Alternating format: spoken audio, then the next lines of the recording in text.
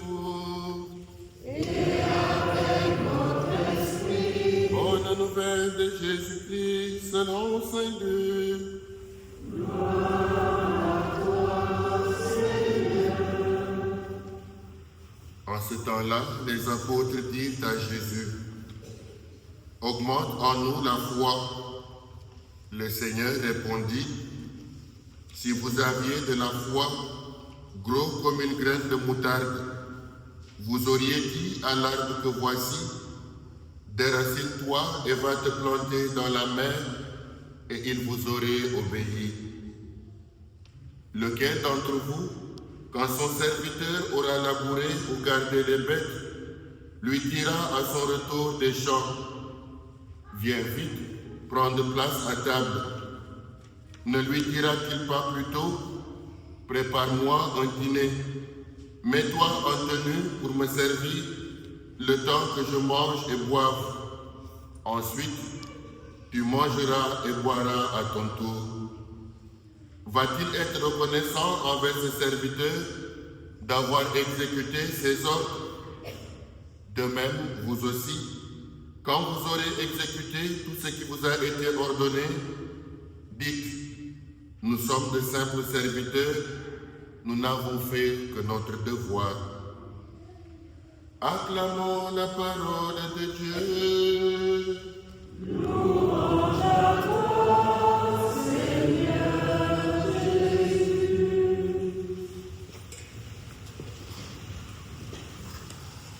Frères et sœurs, chers amis, c'est le mois d'octobre, mois missionnaire, mais il se pose encore une question. Qu'est-ce qu'être missionnaire au cœur de ce monde? Quelle est notre mission à nous, chrétiens? Nous avons souvent rattaché ce mot missionnaire aux hommes et femmes, religieux, religieuses, prêtres, qui ont quitté leur contrée pour se rendre dans des pays dits de mission parce que le Christ Jésus n'y est pas encore connu. Certes, ceux-là sont missionnaires parce qu'ils sont envoyés. Et comme la mission ne peut être confinée dans cette catégorie, j'ose reprendre le slogan « Tous, nous sommes missionnaires ». Oui, tous missionnaires. Je ne voudrais pas que ce soit compris comme un cri désincarné, autrement dit, sans une réalité concrète. C'est pourquoi je m'efforce avec vous ce matin de comprendre le sens de la mission qui nous incombe et surtout des lieux de mission qui attendent d'être investis par nous chrétiens. Nous sommes missionnaires sous des formes nouvelles dans un contexte nouveau où l'on a l'impression d'être ridicule lorsque nous parlons de l'objet de notre mission. Et d'ailleurs, quel est l'objet de notre mission? Ethan, quelle est ta mission? Quel pourrait être l'objet de notre mission? Quand on parle de mission, selon vous, que demandent les apôtres à Jésus? Augmente en nous là. Quel peut donc être l'objet de notre mission? Ce n'est pas la foi. L'objet de notre mission, c'est bien sûr la foi. Alors, chers amis, quelques questions sont d'un intérêt non négligeable aujourd'hui. J'entends souvent parler d'influenceurs chrétiens. Et il y a quelque temps, il y a eu le jubilé des influenceurs, des internautes chrétiens, là-bas au Vatican. Mais c'est de se demander aujourd'hui si on veut remplacer le mot missionnaire, parce qu'il semble désuet, par le mot influenceur. Et moi, je me pose une question. Est-ce qu'il faut témoigner de sa foi ou influencer pour sa foi? Il faut témoigner. Et donc, c'est de dire que le mot missionnaire n'a pas encore perdu ou ne perdra pas sa valeur. C'est au croisement de cette question que moi-même je retrouve aujourd'hui, dans les textes liturgiques de ce dimanche, un sens de ce mot mission. Permettez, chers amis, que je commence avec la deuxième lecture, où Paul, qui sent la fin approcher. Paul est bien sûr presque à la fin de sa vie, donne des conseils à son fils spirituel qui est Timothée. Dans cette relation entre Paul et Timothée, c'est clair pour nous la première mission qui nous incombe à tous, celle de la transmission. Chers amis, si nous n'avions pas reçu, serions-nous là aujourd'hui? Si nous n'avions pas reçu, si d'autres générations n'avaient pas transmis, serions-nous là aujourd'hui? Eh bien non. Le mot rejoint d'ailleurs le point central de notre méditation. Mission et transmission sont comme deux anneaux de cette chaîne qui nous met en relation avec plusieurs autres générations qui sont passées avant nous. Ce que nous avons reçu de ces générations précédentes peut-il être considéré comme obsolète, comme dépassé? Je ne le crois pas. Paul semble bien comprendre l'enjeu au point de conclure ses conseils par ces mots. Paul dit à Timothée, je cite, « Garde le dépôt de la foi dans toute sa beauté. » Chers amis, pour transmettre, il faut d'abord recevoir. Pour transmettre, il faut avoir gardé.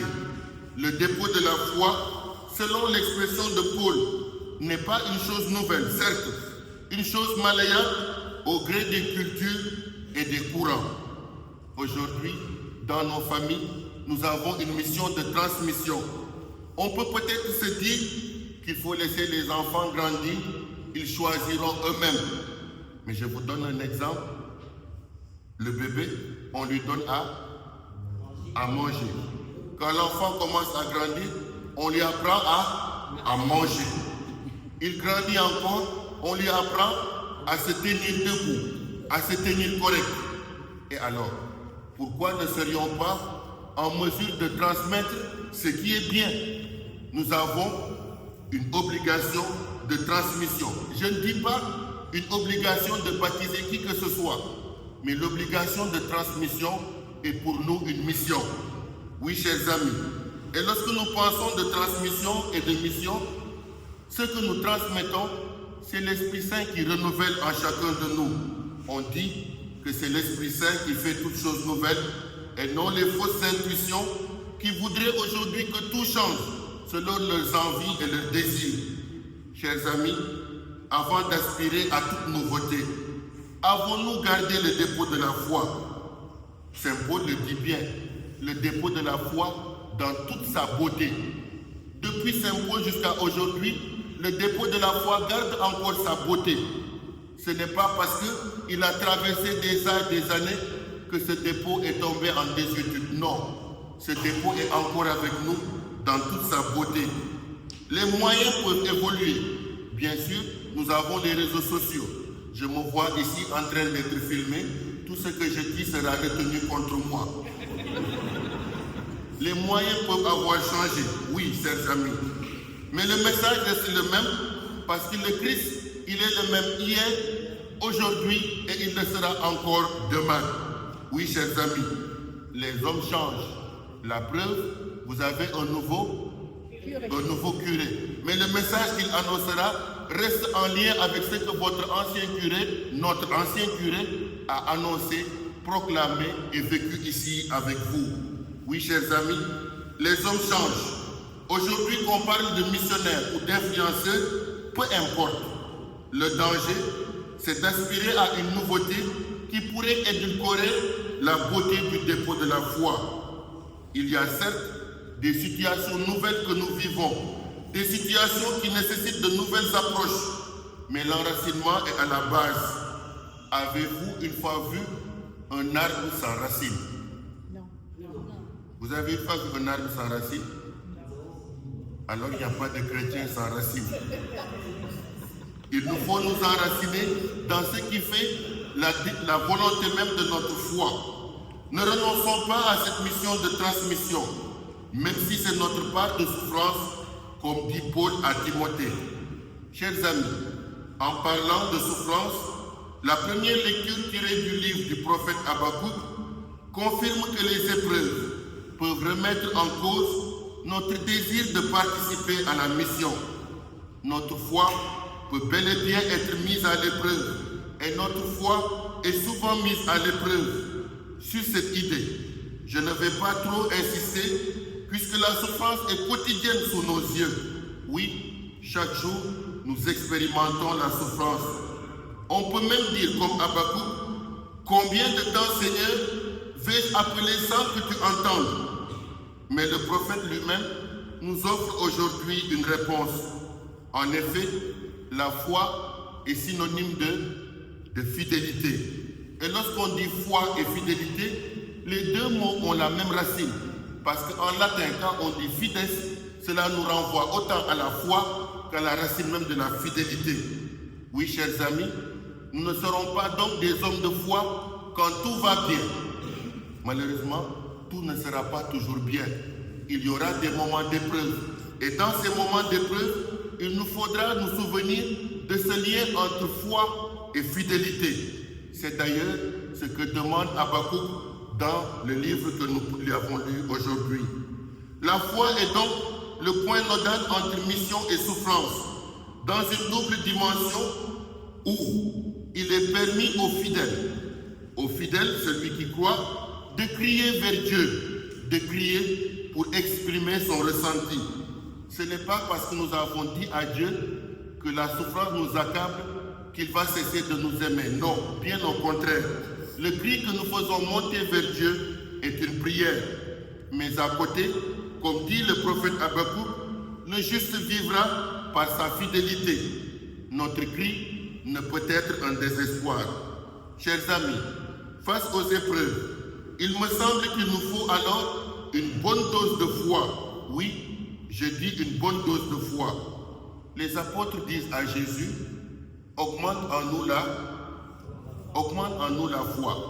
Quand on parle d'augmenter, vous pensez à quoi? À une quantité, n'est-ce pas? Quand on dit, Père lui, augmente ce que tu viens de me donner, même s'il ne m'a rien donné aujourd'hui. Augmente ce que tu viens de me donner, on pense à une quantité, on pense peut-être à un nombre. Et la prière des apôtres est souvent la nôtre, parce que nous aussi, nous nous retrouvons souvent face à des situations où nous semblons douter, où notre foi semble minime par rapport à la situation à vivre. Et nous disons, Seigneur, augmente en nous la foi. Mais j'ose dire que si nous posons ici devant nous une balance et que chacun d'entre vous vienne déposer la quantité de foi, je dis bien la quantité de foi, qu'il a sur la balance ne bougera pas. Parce que la foi n'est pas quantifiable. La foi ne se compte pas en nombre. Autrement, on aurait dit même, on pense à la qualité de la foi. Mais la réponse de Jésus a beaucoup plus de sens. Parce que la réponse de Jésus dit, la foi, si vous en aviez gros comme une graine de... Pour moi, je viens du Sénégal, je n'ai jamais vu de graine de moutarde. Mais j'avoue que la graine de moutarde n'est pas grosse. C'est une petite graine, n'est-ce pas? Alors pourquoi Jésus parle-t-il de graine de moutarde dans ce sens de grandeur ou de grosseur? C'est pour montrer cette contradiction entre ce qu'on comprend de cette foi et ce qu'elle est en réalité. Et la fonction ici qui nous donne le sens de ce que Jésus veut dire, c'est que Luc même va plus loin. Il dit, à travers une parabole, nous ne sommes que de simples serviteurs. Le serviteur, c'est quelqu'un de très humble. Le serviteur, c'est quelqu'un de très petit. Autrement dit, aujourd'hui, il ne faudrait pas qu'on aille dans le sens de demander une grande foi, dans le sens de la quantité, mais de demander la qualité de notre foi, dans le sens de notre petitesse et de notre humilité. La graine de moutarde nous renvoie ici à ce que nous devons être nous-mêmes. Ce n'est pas une foi qui s'exprime à cri et à corps, mais c'est une foi qui se dit et qui se vit. Et quelqu'un te donnait un exemple dans un livre. Il dit, lorsque nous regardons aujourd'hui, dans nos séances de prière, dans les veillées, nous avons l'impression qu'il y en a qui ont de grandes quantités de foi et d'autres qui en ont moins. Oui, peut-être. Parce que On cherche toujours à susciter dans ce que les gens croient ou ne croient pas, on cherche à susciter quelque chose. Bien évidemment, la foi se laisse susciter. Mais dans ce que nous cherchons à susciter, n'oublions pas que le maître d'œuvre, ce n'est pas nous, c'est le Seigneur. Nous aurons beau crier, c'est lui qui répond. Nous aurons beau crier, c'est lui qui agit. Ce qu'il nous faut devant lui, c'est de toujours demander cette petite dose de foi. Parce que la petite dose de foi fait de grandes choses avec le Seigneur, ce que le Seigneur accomplit dans notre vie. Oui, chers amis, les apôtres ont prié. Augmente en nous la foi. Moi, je voudrais prier avec vous aujourd'hui en disant, Seigneur, augmente en nous la dimension du service, particulièrement en ce mois d'octobre où nous sommes appelés à être des missionnaires. Et donc, le sens de notre mission, c'est d'être au cœur de ce monde des serviteurs, des servants de la bonne nouvelle. Parce que lui-même nous prépare la table pour nous y installer et être notre serviteur avant de nous envoyer au cœur de ce monde pour le service des hommes et des femmes, maintenant et pour les siècles des siècles. Amen.